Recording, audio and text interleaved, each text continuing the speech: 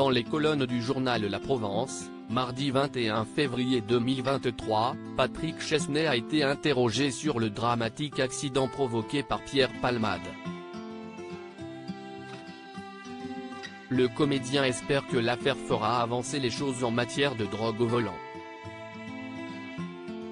En octobre 2006, l'acteur Patrick Chesnais a fait face à un terrible drame. Son fils Ferdinand, âgé de 20 ans, est monté dans la voiture d'un ami très alcoolisé.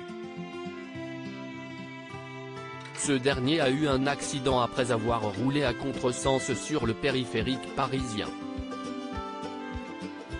Si le conducteur s'en est sorti, son passager a brutalement perdu la vie.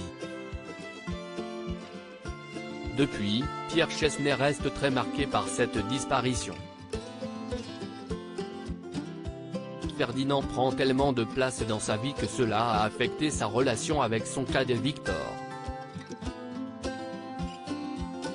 Il a grandi dans l'ombre du grand frère disparu même s'il a peu de souvenirs avec lui puisqu'il avait 3 ans à sa mort, avait confié le comédien en 2020 dans les colonnes de Télé Loisirs. Il est aussi inquiet pour sa fille Émilie. Avec le temps qui passe, l'inquiétude pour les miens ne se calme pas, mais j'essaye d'avoir un regard amusé sur la vie, avait-il déclaré auprès de Gala. Patrick Chesnais espère une prise de conscience ce 21 février, celui qui s'est accroché avec Jean-Jacques Goldman a été invité par La Provence à commenter l'accident provoqué par Pierre Palmade. S'il estime que l'affaire prend trop de place dans l'actualité, il espère aussi qu'elle fera avancer les choses en termes de sécurité routière. Tout ce qui va dans le sens d'un durcissement de la réponse à la conduite dans un état alcoolisé ou après avoir pris des stupéfiants, va dans le bon sens, a-t-il estimé en réaction à la proposition de Gérald Darmanin, le ministre de l'Intérieur, consistant à enlever 12 points du permis en cas de conduite sous stupéfiants ou alcool. Enlever 12 points, si est-il le minimum. Qu'est-ce ce que ça signifie? Que l'on n'a plus le permis, on sait que l'on a été puni, sanctionné.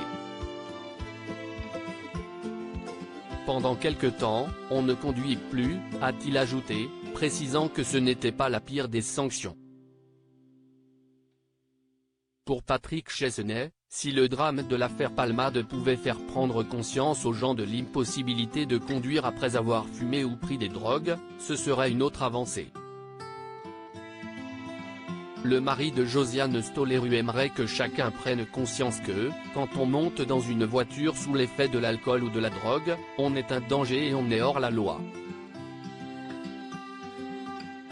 Pour que plus personne ne connaisse de drame similaire à celui qu'il a vécu.